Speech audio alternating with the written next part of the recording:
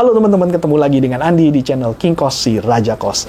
Video hari ini saya mau bahas tentang permasalahan yang terjadi ketika kita tidak bisa kredit bank ya. Kita tidak bisa kredit bank, misalnya kita kena blacklist, atau misalnya kita kena status restro COVID, atau misalnya kita memang nggak mau kredit bank karena ada aturan agama segala macam. Nah, ini di sini saya akan mencoba untuk sharing alternatif ya yang bisa kita pakai, di mana kita mungkin bisa bisnis cost tanpa harus mengeluarkan modal yang besar ya. Jadi kalau misalnya kita modalnya pas-pasan, modal kecil, kita nggak mau kredit bank, kita mungkin bisa dengan cara ini. Nah, gimana caranya? Silakan teman-teman simak videonya sampai selesai.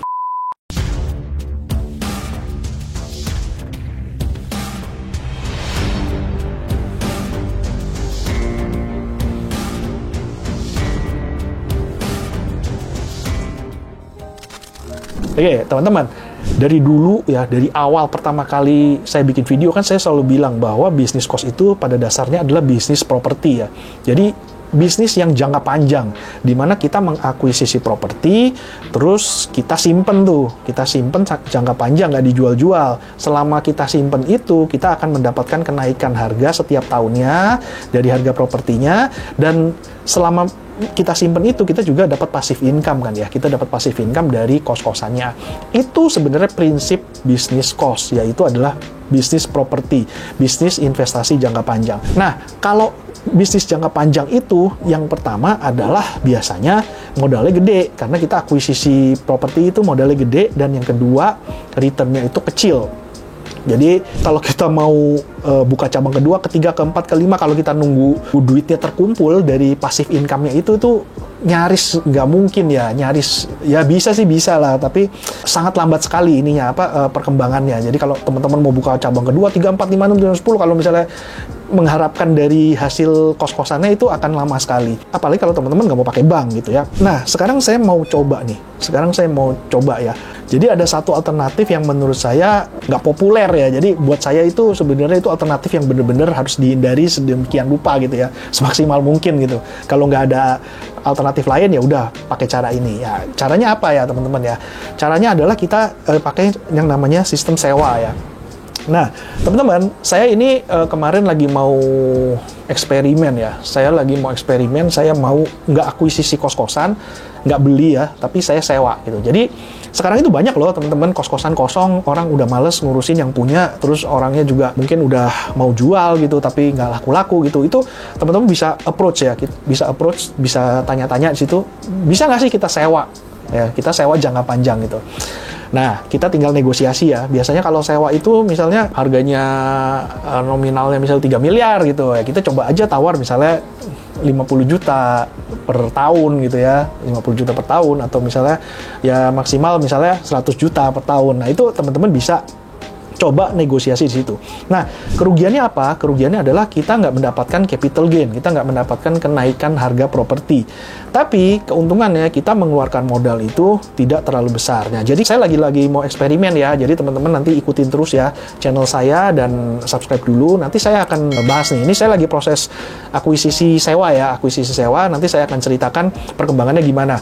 Jadi properti yang akan saya akuisisi ini itu nggak dijual sama orangnya. Orangnya ini udah agak tua dan dia punya properti banyak. Saking banyaknya dia nggak terurus gitu ya, dia males ngurusin gitu. Akhirnya terbengkelai semua. Dia punya kos-kosan ada beberapa, semuanya kosong, nggak dipakai gitu. Sayang, saya dalam hati, ini orang punya aset nganggur, didiemin gitu aja, malah rusak, nggak dapet duit gitu, malah keluar biaya perawatan, biaya pajak bumi dan bangunan setiap tahun. Saya mikir kan, aduh sayang banget gitu. Tapi memang orangnya udah nggak butuh duit sih ya, susah kalau orang nggak butuh duit. Nah, tapi orang nggak butuh duit itu biasanya kalau kita bisa mendekati dia dengan baik gitu ya, maksudnya kita rayu-rayu. Udahlah Bu, daripada kosong, nggak terawat, jadi sarang setan gitu ya, lama-lama hancur bangunannya, udah kita sewa aja, kita kelola dengan baik supaya bangunannya tetap terawat gitu. Nah, itu biasanya malah kita kalau misalnya udah kenal dekat, kita bisa mengambil hatinya, kita bisa dapat harga yang murah. Jadi misalnya harga propertinya misalnya 3 miliar, kita tawar bisa dikasih 50 juta setahun, kan murah ya. 50 juta setahun, misalnya ada 20 atau 30 kamar gitu misalnya ya, ini misalnya, terus kita renovasi dengan minim gitu, terus kita hitung-hitung harganya masih masuk, itu layak untuk dicoba kalau teman-teman memang nggak mau atau nggak punya modal besar dan nggak mau kredit bank. Itu bisa dicoba ya. Saya lagi coba ini ya, saya lagi proses nego, terus saya lagi hitung-hitung kira-kira berapa biaya renovasi yang harus saya keluarkan. Nanti teman-teman saya akan update lagi ya, gimana itu perkembangannya. Jadi kalau misalnya teman-teman udah kenal baik ya, bisa nego dengan dalam tanda kutip nego yang ekstrim ya, misalnya tadi ya 50 juta per tahun, saya ikat 10 tahun ya, misalnya Pak, Bu. Jadi misalnya saya ikat 10 tahun kali 50 itu 500 juta, tapi saya bayarnya setahun sekali atau 2 tahun sekali, jadi per 50 juta atau per 100 juta, itu kan lebih ringan lagi ya.